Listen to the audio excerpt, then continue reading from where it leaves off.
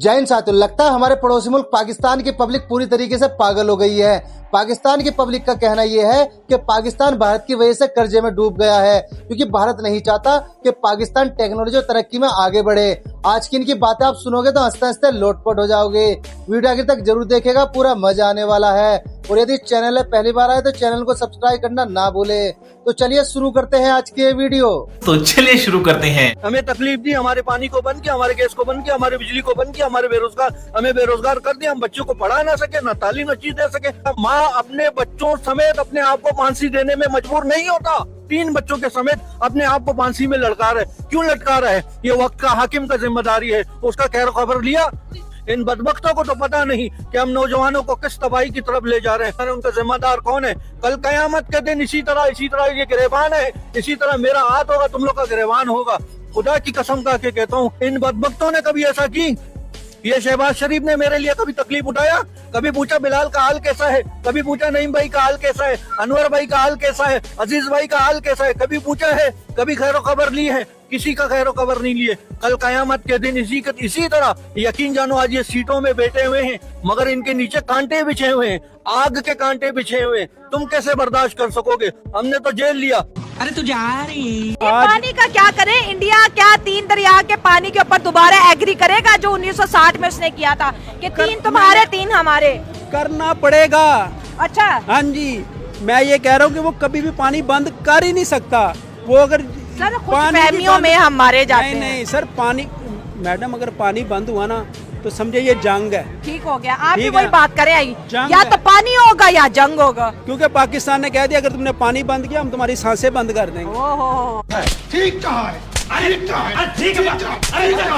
Mister Modi का जो visit है इंडोनेशिया का, उस पे तो इंडोनेशियन प्रेसिडेंट जो है वो तो तारीफें कर कर थक गए हैं। मेरा तो डीएनए इंडियन है, हमारी 50% लैंग्वेज उनकी है, मैं मोदी की पॉलिसीज को इम्प्लीमेंट कर रहा हूँ। ये इंडोनेशियन प्रेसिडेंट आखिर चाहता क्या है? मतलब इतना ज्यादा दे रहा है प्रोटोकॉल, और पता नहीं कोई बड़ी लंबी चौड़ी बातें हो रही हैं, डिफेंस डील्स भी हो रही हैं। एक तो उस पर भी बात करनी है और फिर नेटो पे भी आते हैं, और उल्टा अमेरिका ने फिर ईरान पे हमला कर दिया, इस पे भी आते हैं। तो सबसे पहले अगर इस पे थोड़ा कमेंट कर देते। जोर जोर से बोल के लोगों को स्कीमें बता दे। कि पाकिस्तान जो है वो कर्जों में डूबा हुआ है। जो भी पैसा मिला उसमें से ज्यादातर पैसा तो डिफेंस पे लगा दिया गया, या बजट में डिफेंस को दे दिया गया। कहा गया कि जी हमें जो है वो भारत से खतरा है, कभी हमें अफगानिस्तान से खतरा है और कभी हमें अंदर से ही खतरा है। और यही कहकर जो है सिर्फ और सिर्फ डिफेंस का बजट जो है वो बढ़ता चला गया, या डिफेंस की चीजें हम लेते गए, चाहे वो मिसाइल हो, चाहे फाइटर जेट हो, चाहे कुछ हो, चाहे किस्तों पे पैसे दे रहे हो, या एक साथ पेमेंट की हो, या इंस्टॉलमेंट चल रही हो। लेकिन बहरहाल पाकिस्तान के जो आम लोग हैं उनके ऊपर ये पैसा नहीं लगाया गया, ना उनकी एजुकेशन पे, ना उनके हेल्थ सेक्टर पे, और ना ही किसी किस्म की जॉब्स क्रिएट की गई। अमीर आदमी देखा नहीं कि भिखारी की तरह भीख मांगना शुरू। इंडिया क्या है? चिड़ी का है ये, को मुल्क है? 5वीं बड़ी इकॉनमी है इस टाइम। क्या इकॉनमी है जी? नहीं आप इसको मानते हैं, आप तो बिजनेसमैन है, आपको तो पता होना चाहिए कि वो इंडिया क्या है। और पाकिस्तान से आगे कोई नहीं, हम किसी को नहीं मानते। अल्लाह की रहमत से जितनी मर्जी कंट्रियां इकट्ठी हो जाएं, पाकिस्तान का बाल भी विंगा नहीं कर सकते। ये अल्लाह की रहमत इतनी पावरफुल है, एटॉमिक टेक्नोलॉजी है। तो हम भी करते हैं, लेकिन उसामा बिन लादेन पाकिस्तान से पकड़ा गया, वो हमने खुद क्यों नहीं पकड़ लिया? वो उन्होंने क्यों पकड़ा? छोड़े वो बताएं। नहीं, सऊदिया पाकिस्तान के बगैर नहीं रह सकता, कतर पाकिस्तान के बगैर नहीं, तुर्की पाकिस्तान के बगैर नहीं है, चाइना पाकिस्तान के बगैर नहीं है। क्या बात है, इसको अभी का भी आईएएस घोषित कर दो। अच्छा, आपने बोला पूरी दुनिया के तमाम कंट्रीज मिल जाए, पाकिस्तान का कुछ नहीं कर सकते। मैं भी ये चाहता हूँ, कुछ नहीं कर सकते। 1971 में जो हो गया ये कलमे के नाम से ला इलाहा इल्लल्लाह मोहम्मद रसूलुल्लाह, हाँ, इसकी पावर इतनी ताकत है। 1971 में 2 टुकड़े होंगे हमारे। वो जो आपकी बात वो ठीक है, वो तब का तुम्हें पता नहीं है, वो गफलत हो गई थी, वो गफलत हो गई, वो कोई बात नहीं। पाकिस्तान के सारे आ जाते हैं पाकिस्तान, हाँ। लेकिन कोई गारंटी है कि आइंदा ऐसी गफलत? अभी तो इमरान खान साहब ने रिसेंटली ये कह दिया है कि जो सिचुएशन है वो 1971 जैसी बनी। नहीं, कुछ नहीं होगा, कुछ नहीं होना।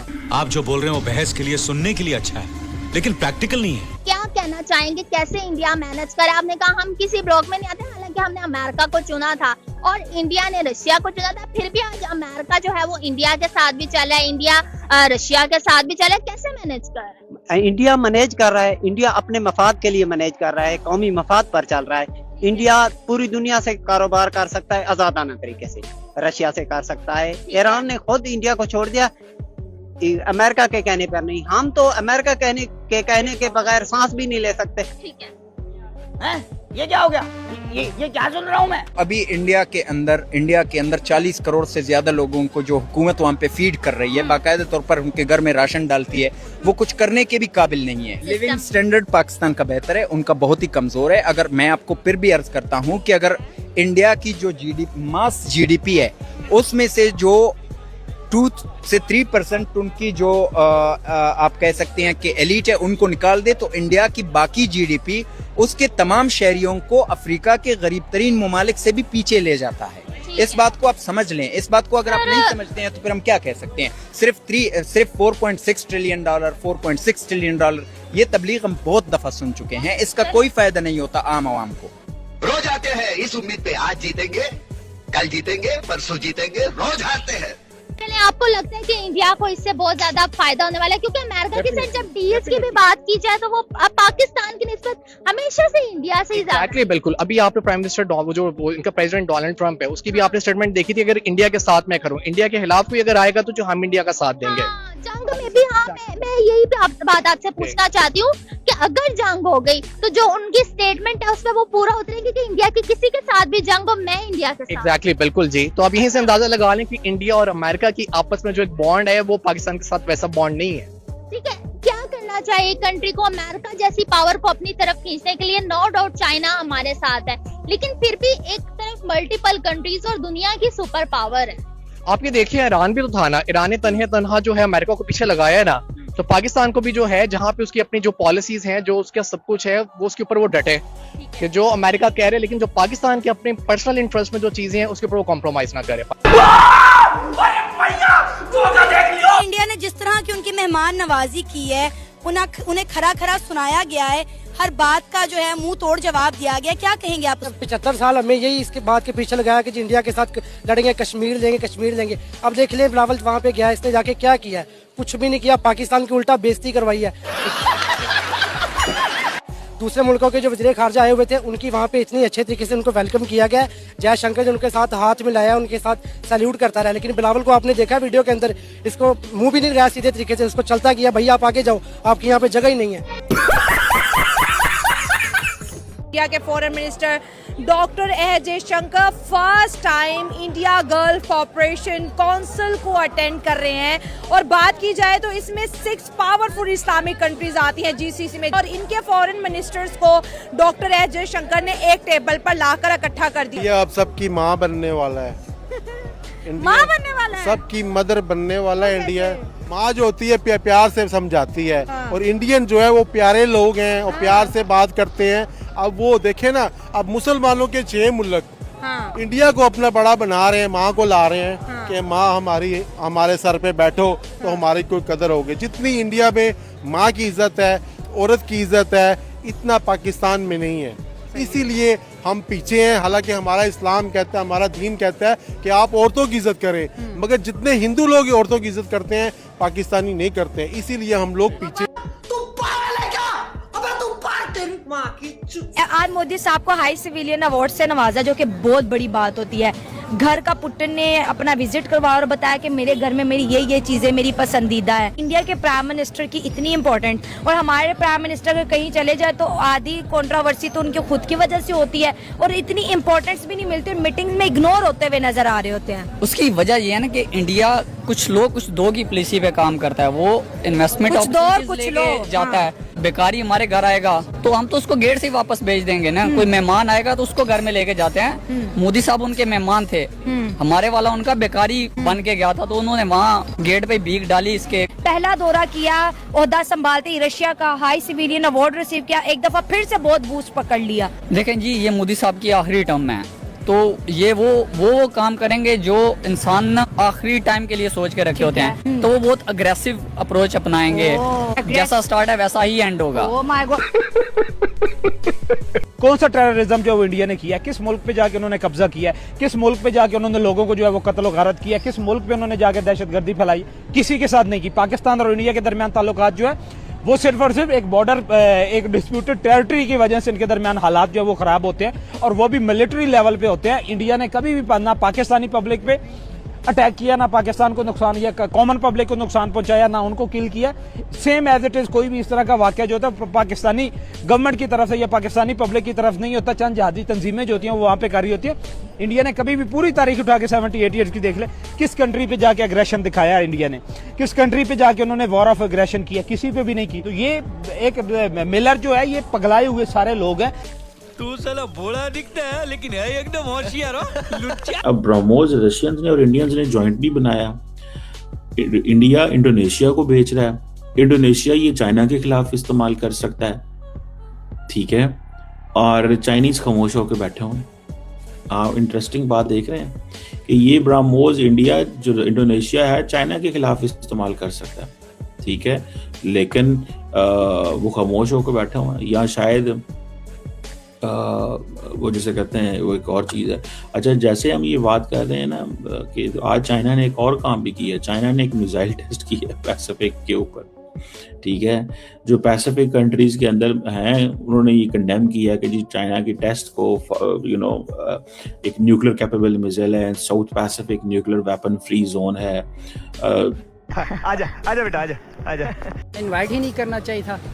लेकिन एससीओ का हिस्सा है ना भारत, अब क्या करें, जैसे पाकिस्तान भी है, चाइना भी है, वो हर मौके पे यही कर रहा है, पाकिस्तान के साथ इग्नोर कर रहा है ना। इग्नोर कर रहा है। आप जिस भी इंटरनेशनल प्लेटफॉर्म में आप की जो है ना मुखालिफत कर रहा है, और हर उस मौके पे आपकी इधर टीम भी नहीं भेज रहा है अपनी क्रिकेट टीम के हवाले से, बाकी किसी भी हवाले से आप देखें वो कभी भी पाकिस्तान के साथ वो नहीं कर रहा है, आइसोलेट कर रहे हैं, आइसोलेट कर रहा है।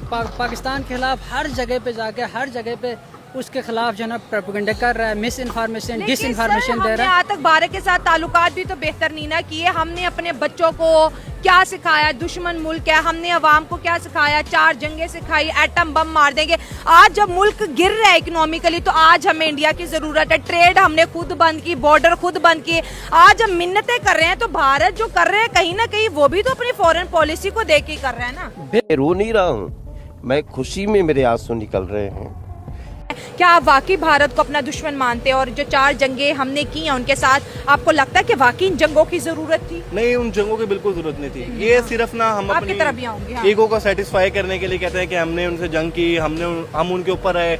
असल में ये जंग करनी नहीं चाहिए थी कि हमने की है मार का जानबूझ के। हमने शुरू से हमने छेड़े, हमने जानबूझ के भारत को अपने एक हरीफ के तौर पे दिखाया शुरू से ही, हाँ। ताकि हमारे आने वाली हर नस्ल के अंदर ना भारत की नफरत बैठे। हाँ। तो ये काम हमें करना नहीं चाहिए, क्योंकि भारत हमसे तरक्की में बहुत ज्यादा आगे है। हम जंगे करने के बजाय हमें चाहिए कि हम उनके हुक्मरानों से जाके हाथ मिलाएं और उनके साथ मिलकर काम करें।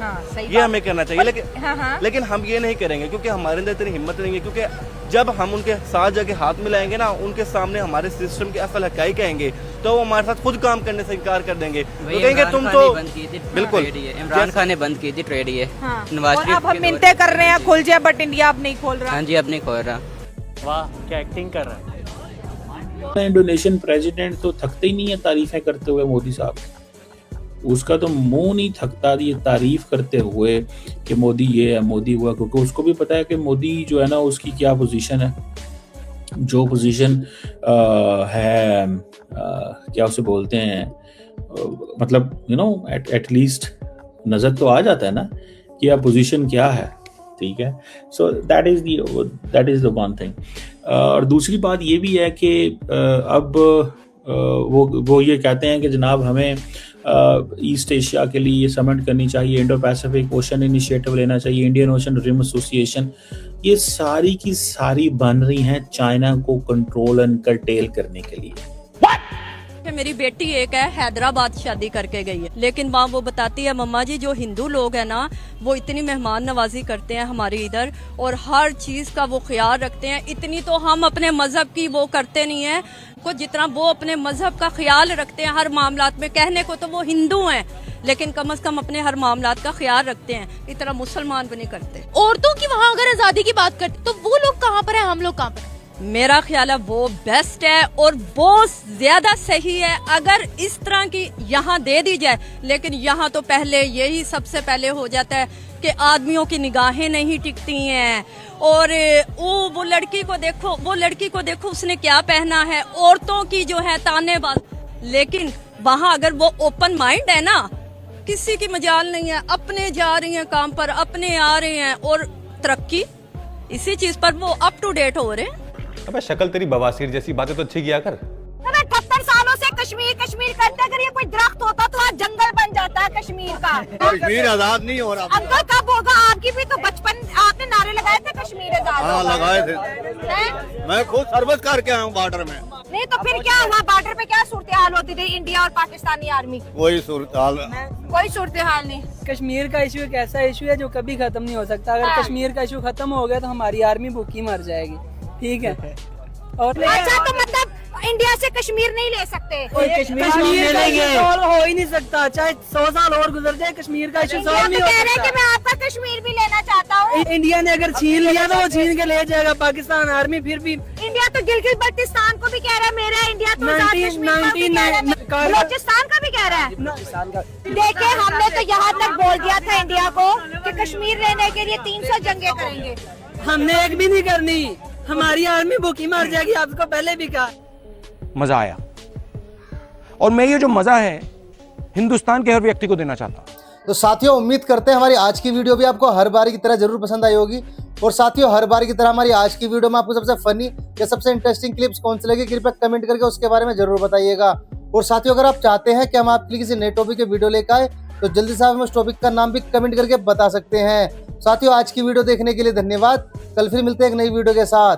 जय हिंद, जय भारत, वंदे मातरम।